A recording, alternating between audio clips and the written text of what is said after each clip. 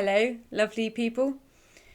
So I'm reading from the Corpus Hermeticum, and this translation is the Salomon, Oyen and Wharton translation. We're on Book 2, Hermes to Asclepius. Hermes. Is not everything that is moved, O Asclepius, moved in something and by something? Asclepius. Certainly. Must not that in which something is moved be greater than what is moved? It must. Must not the mover be more powerful than the moved? Definitely more powerful. And must not that in which movement occurs have a nature opposite to that of the moved? Yes, indeed. Now this cosmos is vast. Surely there is not a greater body than this. Agreed. And it is dense, for it's filled with many other great bodies, or rather with all bodies that exist. That's so. Is the cosmos a body? It is. Is it moved? Certainly. Then how large must be the space in which the cosmos is moved, and what is the nature of that space?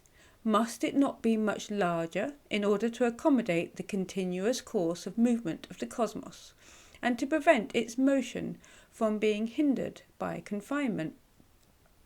It must be something huge, O Trismegistus. What is it like? Must it not be of an opposite nature, Asclepius? And the nature opposite to body is bodiless. Agreed. Then space is bodiless. The bodiless is either divine or it is God. I understand divine to mean not begotten, but unbegotten.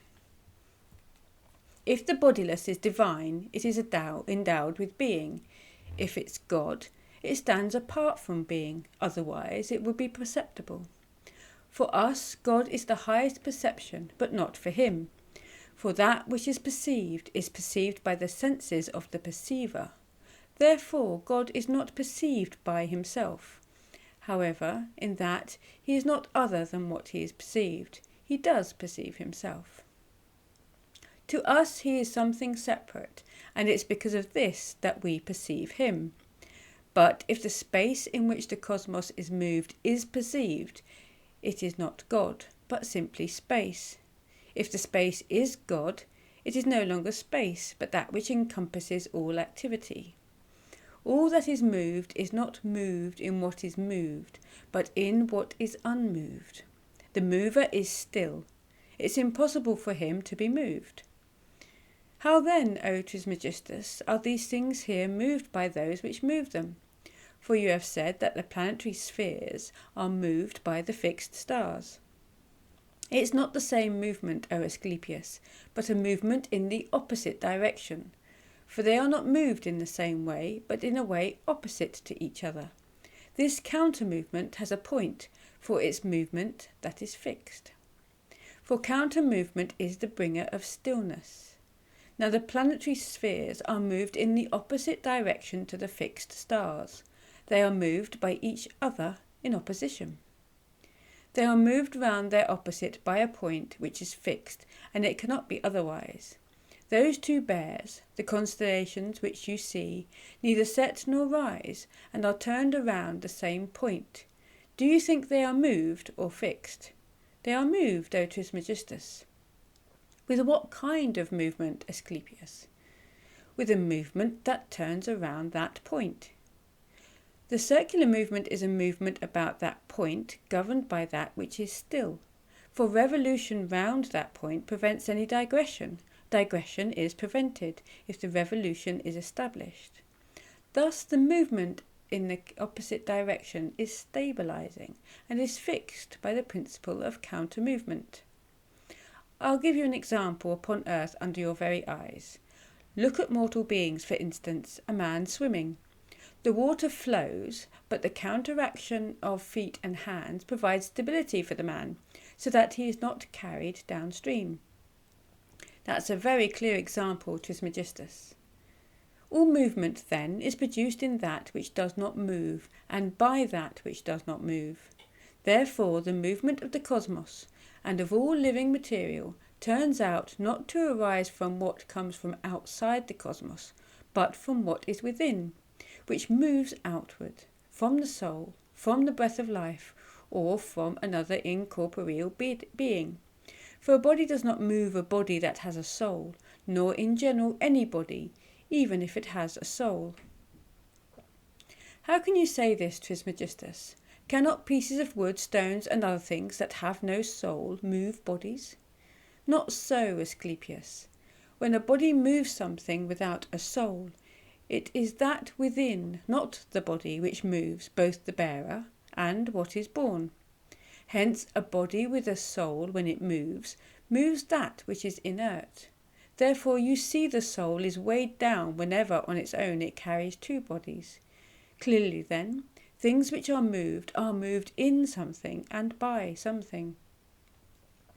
Must objects be moved in something, O Trismegistus?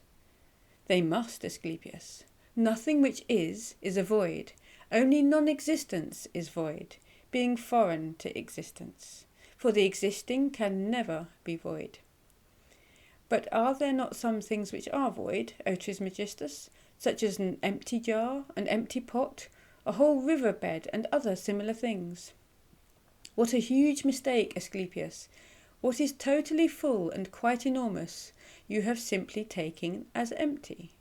How can you say this, O Trismegistus? Is air a substance, Asclepius? It is. Does not this substance pervade all that exists, and in pervading all does it not fill it? Is this substance not a mixture of substances? Therefore are not all things which you say are void filled with air? Therefore those things which you say are void one should call hollow, not void. The fact is that they are full of air and the breath of life. Your words are irrefutable, O Trismegistus. So what shall we say is the space in which everything is moved? It is bodiless, Asclepius. But what is bodiless? Nous, the word, emerging out of that which is whole, entire and complete. Nous containing itself, unembodied, steadfast, unaffected, impalpable. Itself standing by itself, containing and preserving all beings whose glories are the supreme good, truth, the origin of breath, the origin of soul. What then is God? He is not any of these, but he is the cause of their existence, the cause of the existence of everything and of every individual. He has left no space for the unreal. All that is has come from the real and not from the unreal.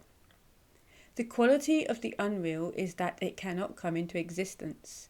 Indeed, it cannot become anything. Again, the real never has the nature of the unreal. What do you mean by never has the nature of the unreal? God is nous and the cause of existence.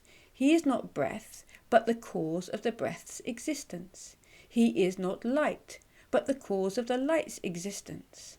Thus one should worship God by these two names, nous and the cause of existence, since they belong to him alone and to no one else. No other beings spoken of as gods, men or divine powers can be even in the slightest degree good, but God alone. God is this alone and nothing else. All other things are contained within the nature of the supreme good, for they are body and soul, but themselves have no place to contain the supreme good. The greatness of this good is such that it is the reality of all beings, of the bodily and of the bodiless, of the sensory and of the subtle. This is the supreme good, this is God. Therefore do not call anything else good, since you blaspheme, and do not ever call God anything but good, since then again you blaspheme. Everyone uses the term good, but what is it? Not everyone perceives. On account of this, God is not perceived by everyone, but in ignorance they call gods and certain men good, who can never be and never become good. The supreme good is not at all alien to God. It's inseparable from him, as it is God himself. All the other immortal gods are honoured by the name of God. However, God is good, not by being honoured, but by his nature. For the nature of God is one, supreme goodness. God and goodness are one generative power, from which come all generations. He who gives all and takes nothing is good. God gives all and takes nothing, so God is the supreme good, and the supreme good is God. The other name is that of the Father, by virtue of him being the author of all things, for the Father's nature is to create. Therefore, the raising of children is held in the greatest esteem in life, and most blessed by right-thinking people. And the greatest misfortune and impiety is when someone departs from mankind without children, for he suffers punishment after death from the divine powers. This is retribution, that the soul without children is condemned to a body that is neither male nor female, and is cursed by the sun. Therefore, Asclepius, do not congratulate anyone without children, but rather take pity on his misfortune, knowing what punishment awaits them. Let this much be spoken as a foretaste to the understanding of the nature of the all. Book 3. God is the glory of all things, the divine being and the divine nature. God, nous, nature, and matter are the origin of beings. God is wisdom for the revelation of all things. The divine being is the origin, as is also nature, power of movement, necessity, completion, and renewal. For in the abyss was infinite darkness, water, and fine, intelligent spirit. By the power of God were these within the chaos. A holy light was sent forth, and the elements from the watery substance solidified under the earth. All the gods divided the seed-bearing nature amongst themselves. All beings were undefied and unwrought. The light elements were then separated off and raised high, and the heavy were firmly founded upon the watery sand. All was distinguished by fire. All was raised up to be supported by the breath of life. The vault of heaven appeared in 7 circles, and the gods appeared in the forms of stars, with all their constellations, and heaven, with the gods, was complete in every detail. The universe was encompassed by air and sustained on its circular course by a divine spirit. Each god sent forth by his own power what had been appointed to him. There came into being 4-footed animals, reptiles, fish and fowl, all prolific seed, and herb and the shoot of every flower. These had within themselves the seed of regeneration. The gods sent forth the generations of men, so that they should know the works of God, be the active witness of nature. And they should multiply, rule over all under heaven, and know what is good. And so that they should increase and continue to increase, multiply and continue to multiply. Through their own wonder-working course, the gods sent forth every soul clothed in flesh, so that men should survey heaven, the paths of the heavenly gods, the works of God, and the activity of nature, so that they should know the signs of what is good, the power of God, and the turning fate of good and evil things, and discover all the marvellous works of good men. So men began to live and understand the destiny assigned to them by the course of the circling gods, and they were dissolved in what they were, leaving great memorials of their work on earth. Their name remains until the darkening of ages, and every generation of embodiment, and also the seeds of the fruit, and of every work of art will perish, but will be increased by necessity, and renewed by the gods, and by the course of nature's measured cycle. The whole blending of the cosmos, renewed by nature, is of God, for nature is also seated in God. Book 4. Hermes to Tat. Hermes. Since the Creator made the whole cosmos not with hands but by the word, understand that he is present and always is, creating all things, being one alone, and by his will producing all beings. For such is his body, intangible, invisible, immeasurable, indivisible, like nothing else. It is not fire, nor water, nor air, nor breath, but through it all things exist. Being supremely good, he set it up in dedication to that one alone, and he wished to adorn the earth as the form of the body of God. He sent down man, a mortal being, from an immortal being. The cosmos rules over the life of living beings, and a man rules over the cosmos by means of speech and nous. For man became the witness of God's work, and he worshipped the Creator, and came to know him. Therefore, O Tat, God has given the word to all men to partake in, but not so with nous. He was not jealous, for jealousy of anyone does not originate from there, but is created in the souls of men who have no nous. Then why, O Father, has God not given to everyone a share of nous? He willed, my son, to set it up as a prize before souls. And where did he set it up? He filled a great bowl with nous and sent it down, and he appointed a herald to make this announcement to the hearts of men.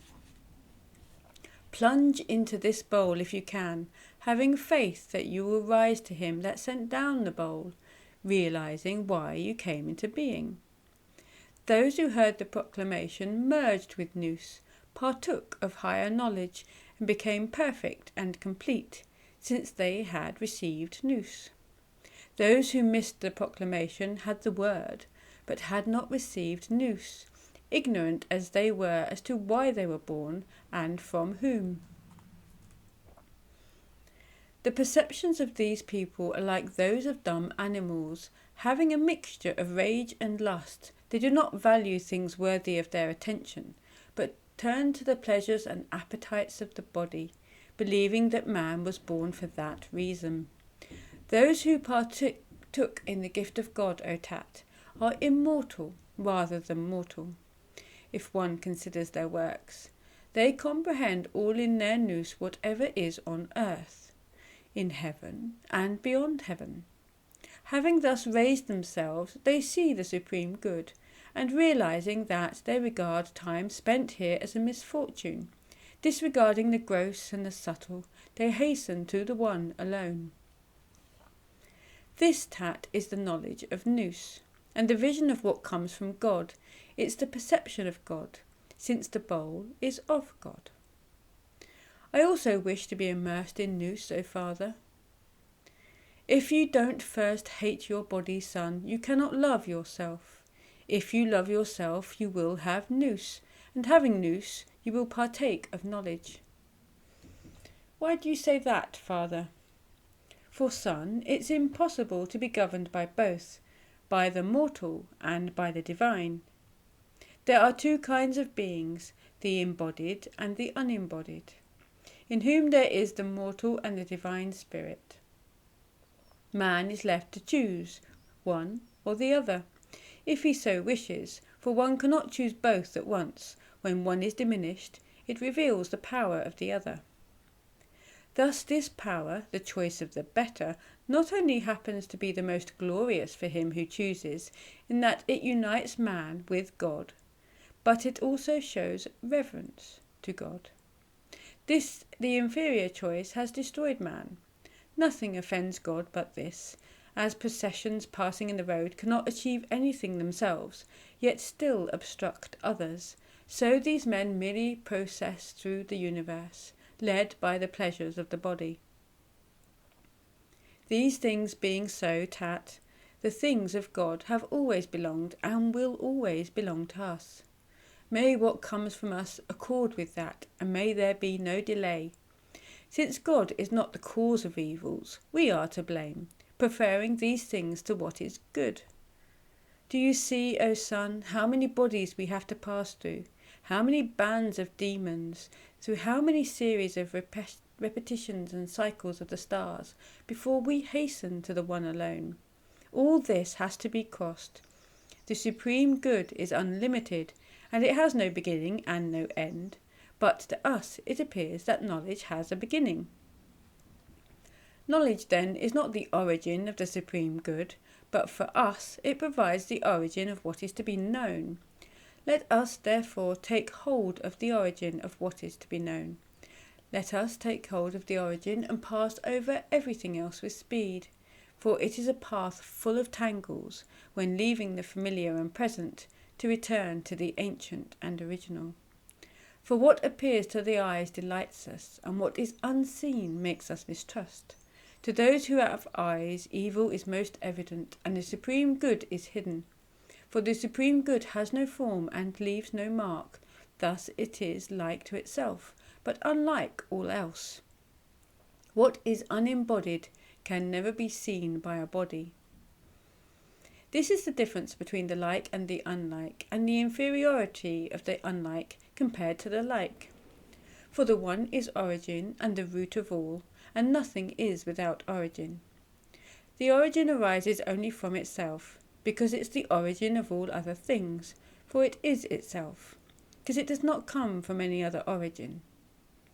Therefore the one is the origin, and comprehends all by number, without being comprehended by any number, and being the producer of all things by number, is not itself produced by any other number. Everything that comes into being is imperfect and undetermined. It may be increased and diminished, but no such thing happens to be perfect.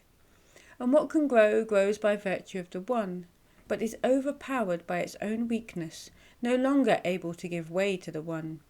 This is the image of God, O Tat, that has been drawn for you as far as it can be.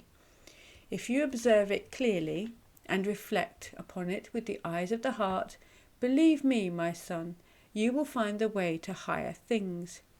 In fact, the image itself will guide you, for sight of the image has a special quality of its own. It dwells in those who have already seen it, and draws them upward, just as they say a magnet draws up iron. I hope you enjoyed that. So that was book 2 to book 4 of the Corpus Hermeticum. I will see you at book 5.